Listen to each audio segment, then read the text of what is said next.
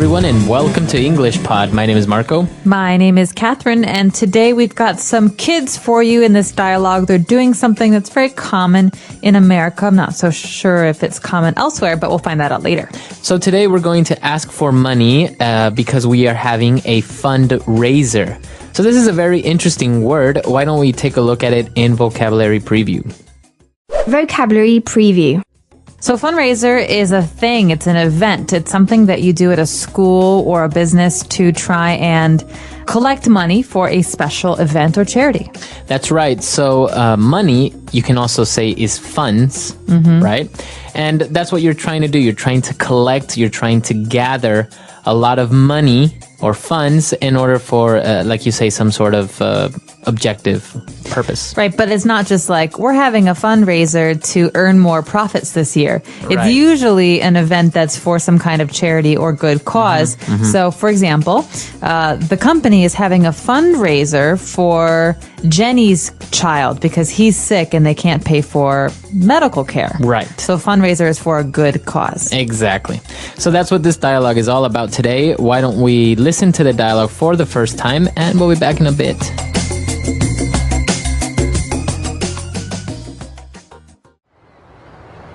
Okay, Mark, it's your turn to ring the doorbell. I did it last time. I hate going door to door, and I hate asking for money. But we need to raise enough money for the school fundraiser so that our class can win the pizza party. You do want to have a pizza party, don't you? Yes, but Just go already.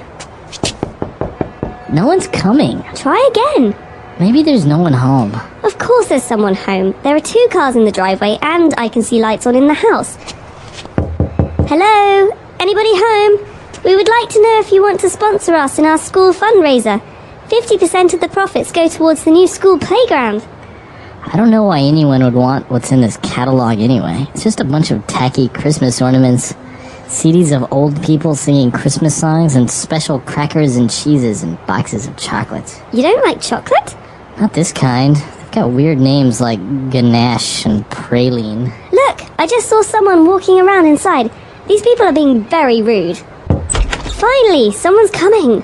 They don't look too happy. Hi, sir. Would you like to sponsor us or make a donation to What grade are you kids in? grade 7? Then for goodness sake, don't you see this sign? Can't you read? No soliciting? All right, so obviously the kids are selling candy and a lot of different things for their new playground. That's the fundraiser, right? So they use a lot of interesting words and phrases there. Why don't we take a look at a couple of them on Language Takeaway? Language takeaway. Well, the first word is one that, Marco, you've already talked a little bit about today. We talked about fundraiser, to raise. Well, we do have the verb here, to raise enough money. So raise is a verb that means to collect or gather or to get. That's right. So you wouldn't really say we are collecting money or we are gathering money. You say we are raising money for the victims of the earthquake in Haiti. That's right. So the reason we don't say we are earning money is because you're not doing any work. Right. Really. You're not going to the job at 9 o'clock and leaving the job at 5 o'clock. You're actually asking people for donations. Exactly. So that's what you're doing. You are raising money. And now moving on, another way that you can help people maybe through a charity or donation is also to sponsor someone or something. Okay, so people can sponsor events or people, and companies can also do this as well. So to sponsor someone is basically to give them money in support of a cause. Right. For example, have you ever done one of those 5K runs or 10K runs? Did you have to collect sponsors basically to find people who would help pay money for you to do this run? Not personally, but I know people who have, who actually get companies interested, and maybe that person, for example, is going to run 5 kilometers in this race in order to raise money for victims of some serious illness. And so they get sponsors, they get companies to donate money for this cause. Right. You could have a person or a company sponsor you. They could be your sponsor by giving you money that you can then use for this charity or special cause. That's right. But the difference between a fundraiser and to sponsor something or someone is that sponsoring is not always for a charity or for some sort of non-profit cause, right? We have many sponsors for concerts or for sporting events. That's right. So oftentimes when you see athletes, they have their sponsors or their sponsors' logos written all over their jerseys, the clothes that they wear. So, for example, if you're watching Formula One racing, you see the Ferrari and the bank emblems and all these different things. That's right. So those are different ways of sponsoring events or people. And now moving on, we have a word that's, well, not really related to money and fundraisers, but it's a very interesting word and very common. When the kids mention that they're selling a bunch of tacky Christmas ornaments. Tacky. Okay, you're going to hear this a lot, and the interesting thing about the word tacky is that it means something different to everyone. So what I think is tacky might be just normal for Marco, and what Marco thinks is really tacky might be something that I actually like. Right. And so tacky is basically a bad thing. It means something is not good looking or not very fashionable. Fashionable. It's like in bad taste. But as you say, taste is something subjective, right? So maybe, for example, sometimes we say that when girls wear too much makeup, it's very tacky. Right. Bright red lipstick and blue eyeshadow. Exactly. So a guy might say, oh, that's so tacky. Whereas another person might not think it's tacky at all. So this happens a lot, and we use this word a lot with decorations, for example. For someone's house, you may describe it as tacky, or a restaurant or a bar. Right. So for maybe sometimes those Italian restaurants that have the red and white checkered tablecloths and the pictures of the Italians with the mustaches, I might think that's a little bit tacky, but maybe you think it's cute. Right. So something that's tacky. And as we say, people use it all the time. And it's not necessarily a bad thing. You can just say, oh, it's a little bit tacky, or I think this thing is a little bit tacky. Yeah. Okay. And that's it, right? Solicit, okay. And our final word on language takeaway, towards the end of the dialogue, when the kids were reading the sign said no soliciting, and they didn't understand what that means. What does it mean when you have a sign that says no soliciting? Okay, so to solicit is to try to sell something or to offer a service. So basically the sign means, please don't come to my house and sell me stuff. Okay. For example, we have door-to-door insurance salesmen or makeup salespeople, and these people go to your door and they try to sell you their product. And no soliciting means don't come to my house. I'm not going to answer the door if you're trying to sell something. So to solicit is to try and sell something. Okay, but usually in person, trying to make a sale uninvited, right? That's because right. If you're a businessman and you have a meeting, a sales meeting, you're not really soliciting with that other person. No, this is basically trying to sell something to a stranger. Exactly. Okay. Very good. So a lot of interesting words there. Why don't we listen to the dialogue again, and we'll be back shortly with Fluency Builder. Okay, Mark, it's your turn to ring the doorbell. I did it last time. I hate going door to door, and I hate asking for money. But we need to raise enough money for the school fundraiser so that our class can win the pizza party. You do want to have a pizza party, don't you? Yes, but... Just go already. No one's coming. Try again. Maybe there's no one home. Of course there's someone home. There are 2 cars in the driveway, and I can see lights on in the house. Hello? Anybody home? We would like to know if you want to sponsor us in our school fundraiser. 50% of the profits go towards the new school playground. I don't know why anyone would want what's in this catalog anyway. It's just a bunch of tacky Christmas ornaments, CDs of old people singing Christmas songs, and special crackers and cheeses and boxes of chocolates. You don't like chocolate? Not this kind. They've got weird names like ganache and praline. Look, I just saw someone walking around inside. These people are being very rude. Finally, someone's coming. They don't look too happy. Hi, sir. Would you like to sponsor us or make a donation to... What grade are you kids in?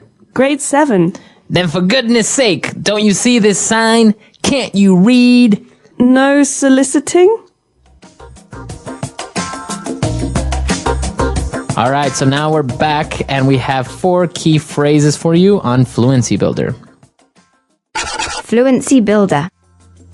Okay, this first phrase is a pretty common one. We wanted to make sure that everyone was comfortable with the verb that goes with doorbell. So, Marco, what do you do to a doorbell? You ring the doorbell. You ring the doorbell. So you don't touch it, you don't press it. You can press it, but you ring the doorbell. That's the verb. Okay, so for example, when I was little, my brother and I always used to fight about who could ring the doorbell. Really? Yes. I loved ringing the doorbell, and so did he. Do you do the long ring or do you do the Ding, ding, ding, ding, ding, ding. you do it like that? The annoying ring. Yeah, so to ring the doorbell. All right. And well, going back, when we were talking about no soliciting, you said that salespeople go door to door selling things. Mm-hmm. So this is an interesting phrase, and it's a fixed phrase, going door to door. Well, think about it. So a salesperson who wants to sell maybe some makeup goes to one house and no one wants to buy any makeup there. So she goes to the next house. So she's going from house to house. But we don't really say house to house because she's going to your door to offer the makeup. So we just say going door to door. That means going to strangers' homes in order.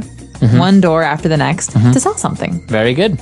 You go door to door. So you, for example, someone can go door to door asking for some sugar. That's right. Or we could say he is a door-to-door salesman. Door-to-door salesman. Very good. All right. And now we have an interesting question, and it's a very good one because it's a question that comes up a lot.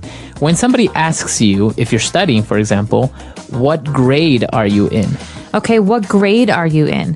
So in the American system, for example, we have the very, very bottom, grade K, which is kindergarten for maybe a 5-year-old. And at the very top, we have high school, grade 12. Right. And so in between, we have 1, 2, 3, 4, 5, and up. And so basically, to find out what year in school a student is, you have to ask him or her, what grade are you in? Right. So then the person would say, I'm in 6th grade, I'm in 8th grade. But this is the way you ask this question for school, as you said, a kid that's maybe 5 years old all the way to 18 years old in high school. What grade are you in? Now, if you're in university and you want to ask your friend what year of university that person's in, then you say, what year are you? What year are you? Yeah, you don't say grade. So basically, grade refers to, like what you said, Marco, those first 12 years of school. And so we call them we don't call it grade school. So you could ask anybody under the age of 18, what grade are you in? But when you go to university or when you're talking about university students, it gets a little bit different. So you can say, what year are you in, or what year are you? So if you're not sure about someone's age and you maybe think they're in college, you can ask them, what year are you? But generally, anyone under 18, what grade are you in? Okay, good. All right, and our last phrase, and this is kind of an expression, right? Yeah. Goodness sake, for goodness sake. Okay, so let's look at the context. The kids say, we're in grade 7, and the person at the door says, then for goodness sake, don't you see this sign?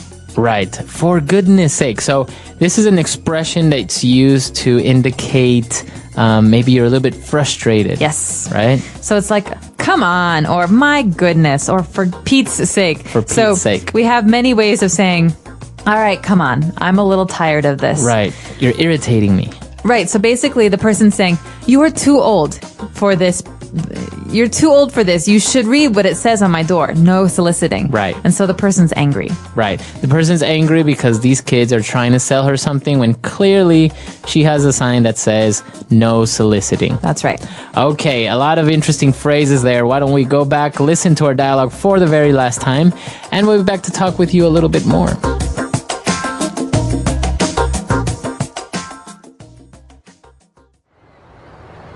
Okay, Mark, it's your turn to ring the doorbell. I did it last time. I hate going door to door, and I hate asking for money. But we need to raise enough money for the school fundraiser so that our class can win the pizza party.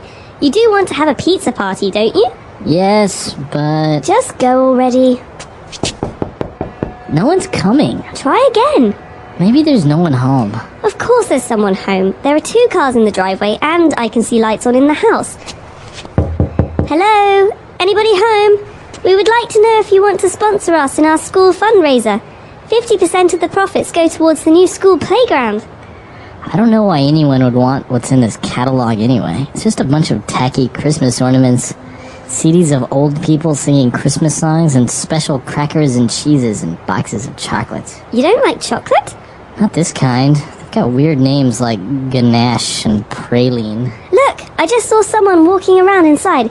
These people are being very rude. Finally, someone's coming. They don't look too happy. Hi, sir. Would you like to sponsor us or make a donation to... What grade are you kids in? Grade 7. Then for goodness sake, don't you see this sign? Can't you read? No soliciting?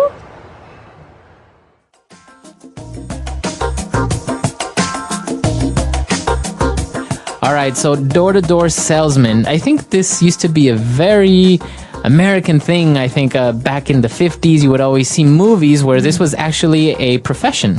That's right. People would go door-to-door selling hairbrushes or magazine subscriptions, pretty much everything. Yeah, you still see it sometimes. Some people sell insurance, or there are a lot of religious door-to-door salespeople who want to sell religious books or magazines.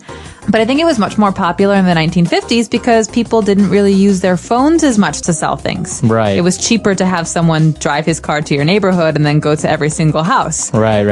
But yeah, it's a very interesting job. I think it'd be very lonely. And also, I think, well, now maybe that's been reduced a lot because now you have the internet. Oh, yeah. Well, the internet means that the salespeople come to you without you having to get up. Right. So basically, you're sitting at home in your pajamas and you can order a TV and some clothes. But it's very interesting because I remember you would have all these door-to-door salesmen. For example, I had one visit me once who was selling me encyclopedias. Really? A big collection of 37 books or more. It was a huge amount of books, encyclopedias. And I don't know if you see that anymore.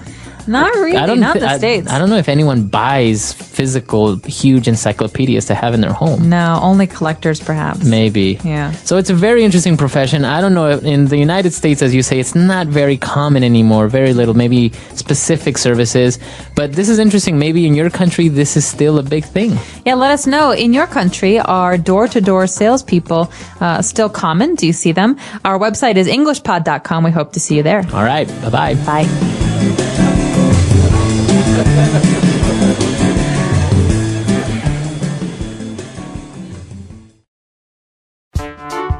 The English Pod Audio Review. Listen to the meaning, then say the vocabulary word. Increase in size, quantity, or worth. Raise. From one house to the next. Door to door. Short private road from a street to a house. Driveway. Agree to pay for an event or activity. Sponsor. The act of giving to a fund or cause. Donation. Seek to obtain by persuasion, entity, or formal. Solicit. A person or an action which collects money for particular purposes. Fundraiser. Let's try that faster. Seek to obtain by persuasion, entity, or formal. Solicit. A person or an action which collects money for particular purposes. Fundraiser. The act of giving to a fund or cause. Donation. Increase in size, quantity, or worth. Raise. Short private road from a street to a house. Driveway. Agree to pay for an event or activity. Sponsor. From one house to the next. Door to door. Now say the word and hear it in a sentence. Raise.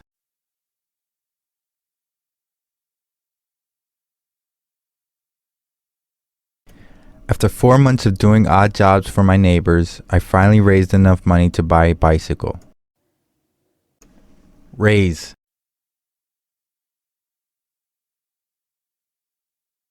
They were raising money for the people who had lost their homes in the earthquake. Raise.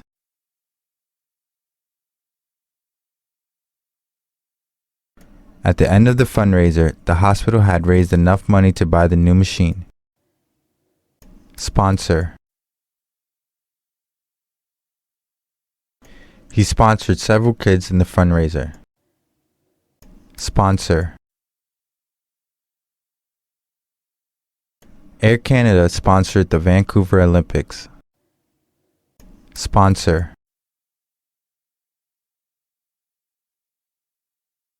Every month, I give money to the child I sponsor in Asia. Driveway.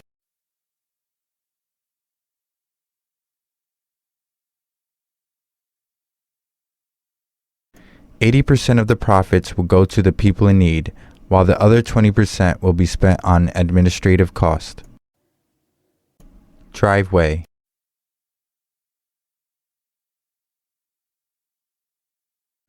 "2/3 Z of the profits will go towards the new drum set for the band." Driveway.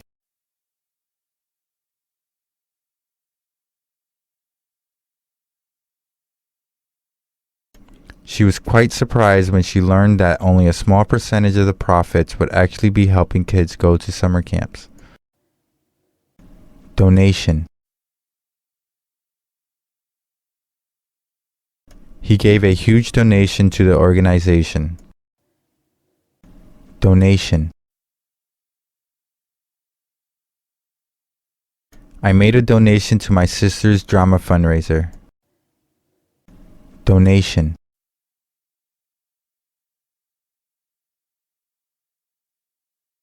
We received so many donations that we raised twice the amount we had set as our goal. Solicit.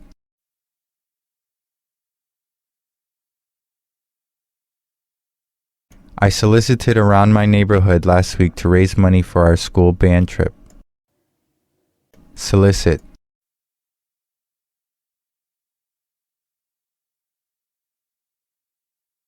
The organization encouraged its members to go door to door soliciting for their cause. Solicit. Many buildings don't allow soliciting.